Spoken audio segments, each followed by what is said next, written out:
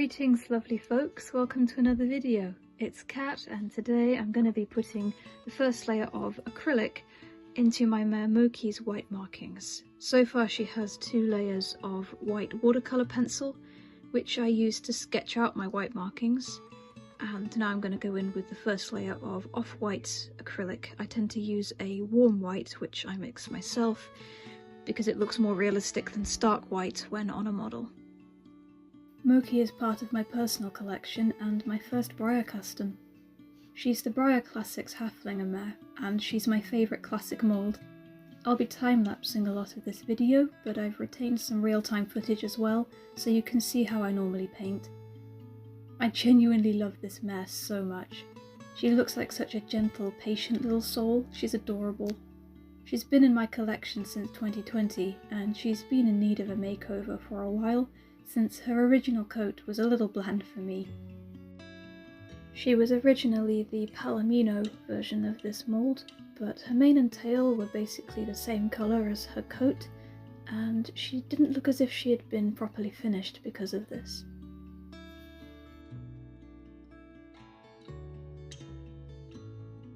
I always envisaged Moki as a sooty bay paint of some kind, but I only recently felt my painting skills had progressed enough for me to tackle a Breyer.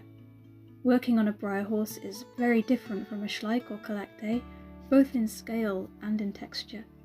Moki is silky smooth, while Collectes and Schleich have a coat texture, so using pastels and acrylics on her has required me to develop new techniques and adapt, which has honestly been so much fun.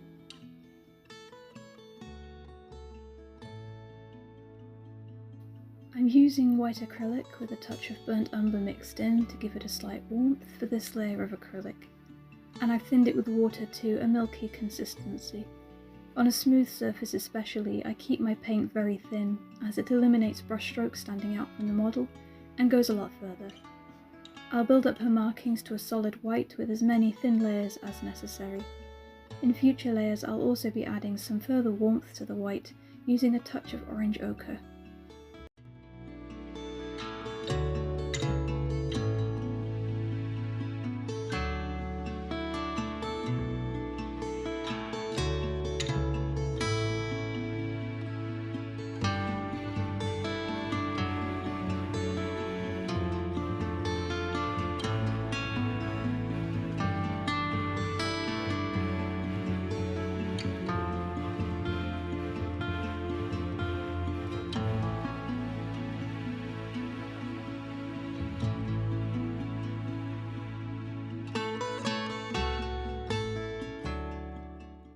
I originally sketched out her markings with a watercolour pencil on a sealed layer. I always do this for white markings since it means I can remove and redraw them as many times as I need without damaging the model beneath. I'll talk more about this in her future complete process video, but I applied 2 layers of watercolour pencil before going in with acrylic. This provided me with a solid map to follow with acrylic and means I used less layers of paint to achieve opacity. As I was sketching her markings, I went through 4 or 5 passes before I saw this sea foam pattern forming and really loved it on her, especially with her beachy coat.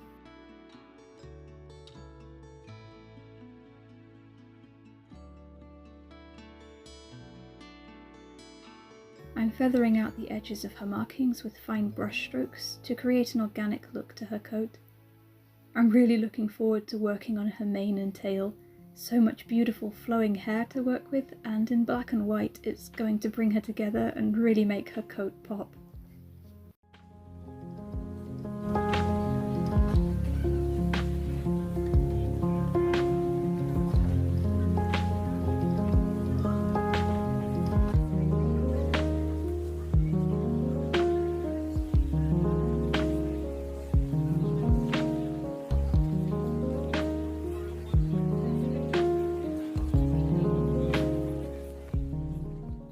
Painting is incredibly therapeutic for me.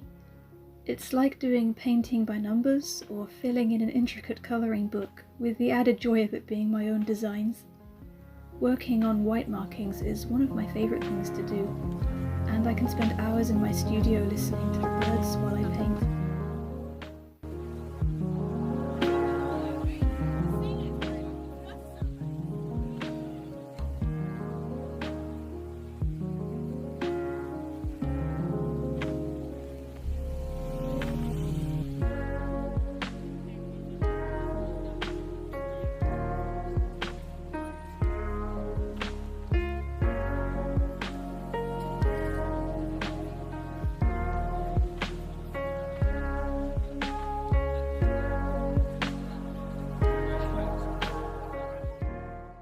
Moki is the first out of my personal collection to be customised, but I have another 10 or 11 models in my herd that I'll be customising in the future as well, and I'm honestly so excited to see them gradually come to life. One of them is also Moki's foal, who I'll probably be painting next out of my personal pieces, so I can't wait to see them together.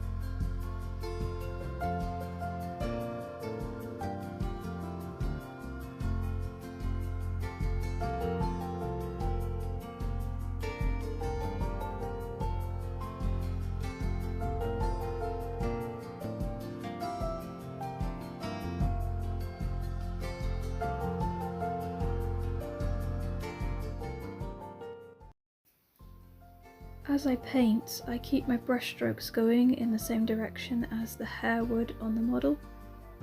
This means that all of the feathered edges of her markings give the illusion of hair detailing, and also prevents any visible brush strokes from cross-hatching across the model, creating a look of paint rather than hair.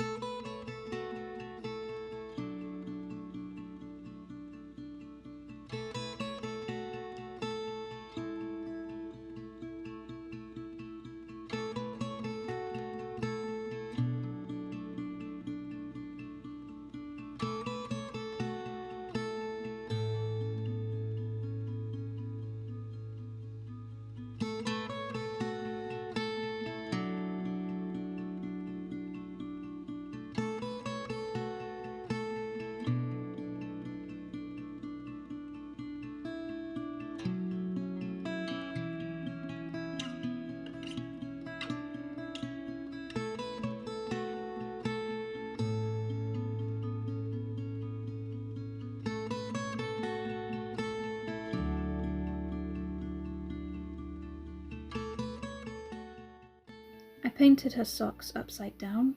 This allowed me to better feather the paint out and gave me more control over the paintbrush. I wear gloves on both hands when I'm using acrylic or pencils because I use my little finger for balance most of the time, and I want to avoid leaving any of the oils on my fingertips on the model.